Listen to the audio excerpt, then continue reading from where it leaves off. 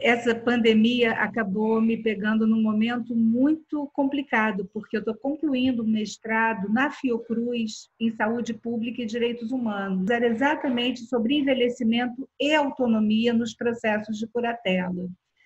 E o envelhecimento, depois de tudo que eu li e de observar todo esse processo e todas essas pessoas chegando à justiça para discutir as questões referentes à passagem do tempo, o envelhecimento, para mim, passou a ser assimilado como uma condição humana. Quem não morre cedo, envelhece. Então, a ação do tempo define o nosso processo de envelhecimento. E não é uma coisa que a gente tenha que brigar contra, ou ser contra ou a favor, ou ser um adjetivo positivo ou negativo. Nós todos envelhecemos, isso é da nossa condição humana. E, nesse contexto, o que tem acontecido de desastroso é viver numa sociedade que não alimenta o reconhecimento pela passagem do tempo, pela sabedoria, pelos atributos que constituem a velhice. A euforia perpétua, a felicidade obrigatória são impostos como um comando por esse modelo social. E o idoso, na medida que vai envelhecendo e se distanciando de toda essa demanda provocada pela sociedade, ele vai sendo invisibilizado. O velho, nessa sociedade, só é reconhecido se ele parece mais jovem, se ele tem dinheiro, se ele é consumista e se ele se recusa a envelhecer e a morrer. O que a pandemia fez quando trouxe à tona a vulnerabilidade da velhice e dos velhos foi dar visibilidade para um grupo enorme da sociedade, crescente da sociedade, que historicamente vinha sendo invisibilizado. Então, é muito importante que a gente fale da velhice, que a gente consiga lidar com as limitações que são próprias da nossa existência. Nenhum jovem é igual a um adulto, nenhuma criança é igual a um jovem, então cada momento da vida tem atributos e tem características naturais, a velhice é um deles. E é um momento que exige alguns cuidados, porque o envelhecimento por si só não é um movimento que impacte a autonomia ou que seja associado a uma doença. No entanto, nós temos tratado o envelhecimento como uma doença, e que é um grande equívoco. Os idosos têm que ter respeitadas as subjetividades, a autonomia de vontade e a capacidade e o direito de ser o que eles são.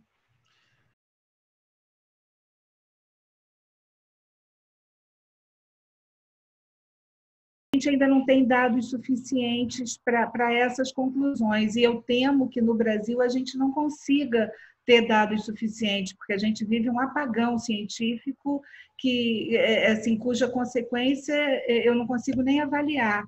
Mas o que tem se mostrado até aqui é que é uma doença que é mais letal para grupos mais vulneráveis, especialmente os mais idosos. E é muito cruel a gente perceber isso, porque a gente está vivendo um momento de quase elogio do envelhecimento, né? O mundo hoje tem uma sobrevida muito maior, os idosos vivem com muito mais qualidade do que já viveram em qualquer outro momento histórico. Então, ter conseguido chegar a esse momento e ser vítima de uma virulência tão cruel como é a dessa doença, que não só mata, né? Eu conversado com muitos idosos que, além da ansiedade de se preservar, com medo mesmo de morrer de uma doença que acaba produzindo uma morte muito solitária, sem direito a um luto, sem direito a um velório, a uma despedida à família próxima, eles se ressentem muito do preconceito que vem com a doença, como se eles não tivessem direito de participar das escolhas da vida. Então, esse momento do isolamento é um momento muito difícil, mas essa doença também trouxe uma característica que talvez exija de nós uma reflexão mais complexa, porque ela exibe de forma muito clara que a nossa vida é sistêmica e que nós somos todos vulneráveis. Aliás, nós sempre fomos todos vulneráveis. É que a gente esqueceu disso ao longo do tempo. Então, lembrar da nossa vulnerabilidade pode ser uma reflexão fundamental para que a gente consiga construir um ambiente mais ético de convivência, mais solidário, mais compreensivo e menos estigmatizante, porque vulneráveis somos todos nós. O que se precisa assim, de alguns cuidados, de algumas formas de comportamento e de compreensão.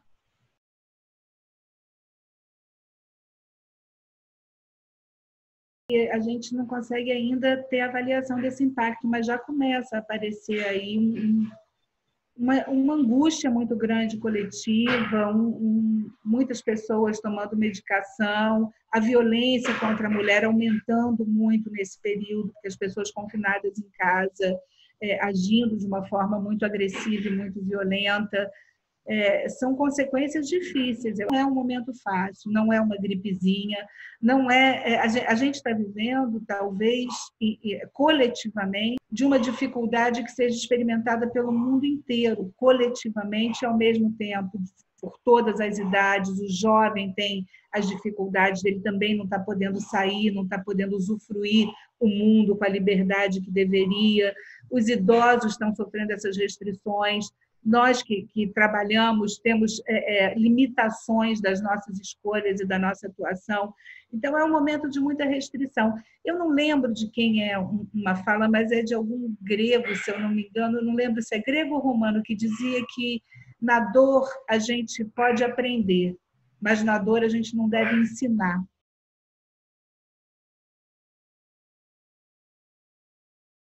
A sociedade tem se organizado para cuidar dos seus afetos. As comunidades mais pobres, nas favelas, você tem um trabalho assim importantíssimo das lideranças. Você tem o Raul Santiago, o Renê, a Buba Guiar, são pessoas que trabalham em Acari, na Rocinha, na Maré, que fazem um atendimento pessoal daquela comunidade, de orientação, porque a dor também suscita isso, né? Esses momentos de crise suscitam o que o ser humano tem de pior e de melhor. E eu sofro de esperança, sabe? Eu acho que assim, a minha própria história, quando a gente estava falando aqui antes de começar da vinda dos meus avós para o Brasil, num momento de guerra religiosa, que eles vieram assim desprovidos de tudo e que foram acolhidos aqui, que começaram a vida. E, com sorte, encontra pessoas que abrem esses canais de ética, de afeto.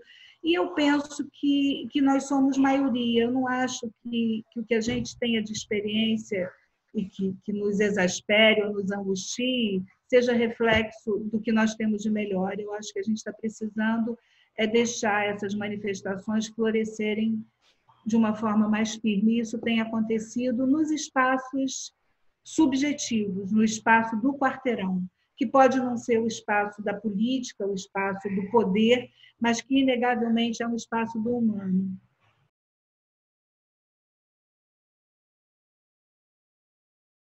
Eu olho com muita desconfiança para quem só pensa na possibilidade de um modelo de família. E a gente ouve isso com muita frequência hoje, como as famílias eram melhores, como as relações eram melhores. Eu acho que o melhor sempre será o tempo presente. O nosso tempo é esse. Não adianta ficar buscando idealização no passado, porque normalmente essas idealizações são muito desconectadas da realidade. O que se idealiza do passado é só a lembrança do que a gente tem de desejo ou do que foi melhor. Mas não é bom esquecer que os modelos familiares que nós tínhamos como padrão eram modelos muito autoritários.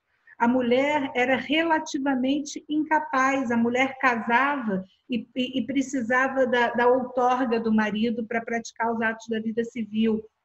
Os filhos eram tratados como coisa e não como sujeitos. Os idosos não tinham proteção como um grupo vulnerável. E o afeto passou a constituir o centro dessas relações. Companheiras e companheiros da vida inteira, na hora da morte, não eram reconhecidos. Então, você tinha a história de uma mulher que passava 30 anos convivendo com um homem e que não tinha o direito dela como companheira a uma pensão.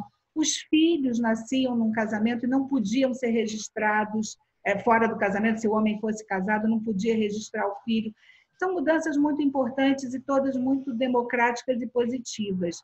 Mas, ao mesmo tempo que essas mudanças acontecem, a sociedade também passa por uma transformação. A forma de lidar com o outro impacta também nas relações familiares.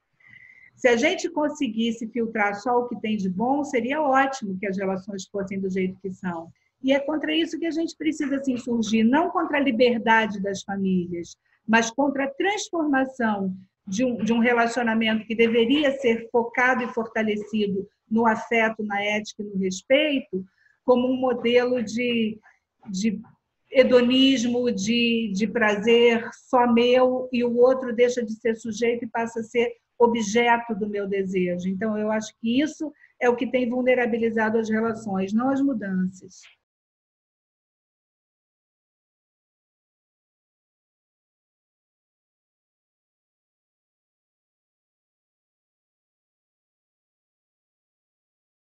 Ser filha do Miguel Pachá, para mim, é um motivo de grande orgulho, muito orgulho sempre, embora eu tenha feito faculdade de Direito muito cedo, eu terminei o curso com 21 anos, mas imediatamente depois da conclusão do curso, eu parti para outras paragens, eu fui trabalhar com cinema, fui trabalhar com teatro, e eu só voltei para o direito depois que eu casei, quando eu pensei em ter filhos, e assim, acalmar e trabalhar numa profissão que me desse tranquilidade para poder escolher. E ele já era desembargador, mas ele não sabia que eu estava fazendo o concurso, porque eu não contei para ninguém. Ele só soube que eu estava fazendo um concurso quando eu fui aprovada na primeira fase, e uma amiga minha que era desembargadora foi ao gabinete dele dar parabéns. E ele me ligou surpreso, porque ele não tinha ideia que eu não quis avisar para ninguém, para não criar expectativa. Eu achava que ia demorar para ser aprovada. Então, para mim, é uma grande alegria. Quando ele se aposentou, eu fui convidada, fui votada, né, pelo Supremo Tribunal Federal para ser conselheira do Conselho Nacional de Justiça. Ele não era mais desembargador da ativa e eu fui ocupar a função lá em Brasília.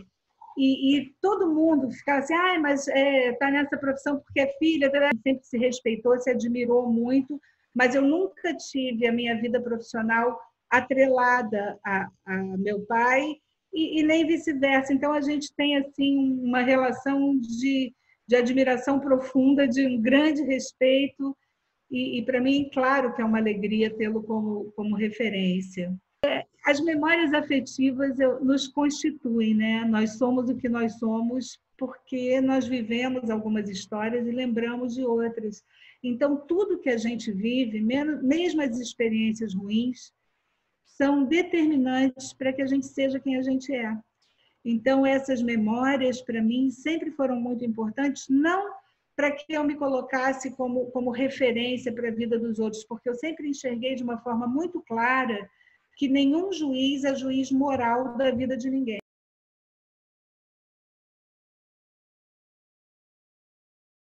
Que o cinema brasileiro passou por uma grande crise, que foi quando o presidente Collor acabou com a Embrafilme, e foi assim um desastre na área da cultura.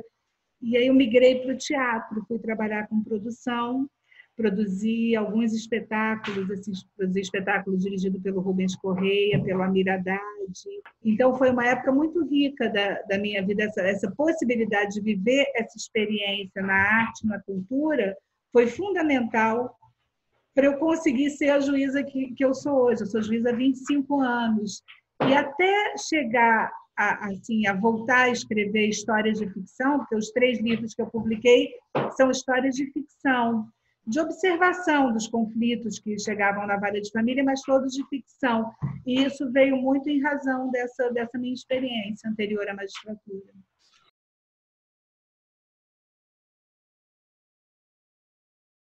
Da leitura, eu sempre escrevi. Eu só acalmo quando eu consigo traduzir em palavras o que eu estou sentindo. Então, isso me acompanha assim a vida inteira.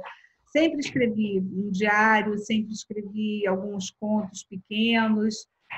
mas eu acho que é uma necessidade. E eu hoje assim, me percebo cada vez mais voltada para essa experiência da escrita.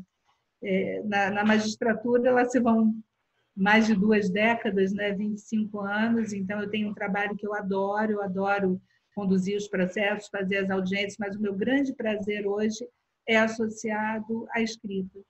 Porque muitas vezes a gente, em livros teóricos ou em livros técnicos, a gente não consegue capturar a essência da nossa condição humana, e quando você vai para a ficção, está tudo ali.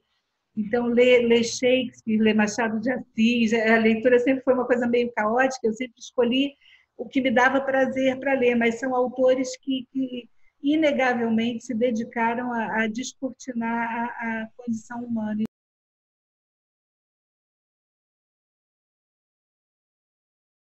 Nós vamos experimentar uma mudança muito grande e já começamos a experimentar com um número crescente de demandas chegando à justiça. Nesse momento, com relação a contratos, com inadimplemento, com a crise econômica que acompanhará esse momento da pandemia.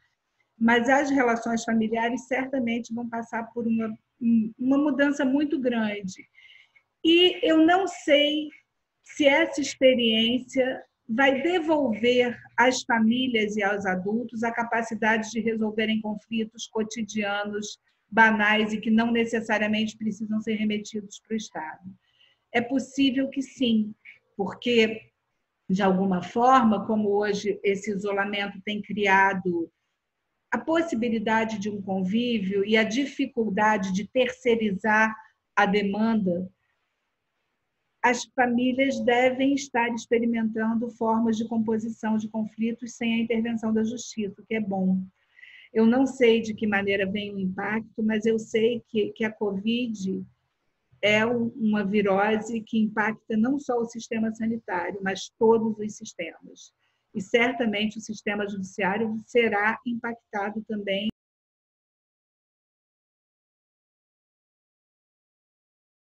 Agradecer muito esse convite e assim aceitei na hora que você me fez o convite, porque mesmo sem nunca ter ido ao Líbano e à Síria, nunca tive a oportunidade de visitar esses países, e mesmo tendo convivido, não convivi com meu avô, porque ele morreu antes de eu nascer, mas convivi longamente com a minha avó, que não me ensinou o árabe, porque ela estava tão ocupada em aprender o português que não tinha tempo de ensinar o árabe.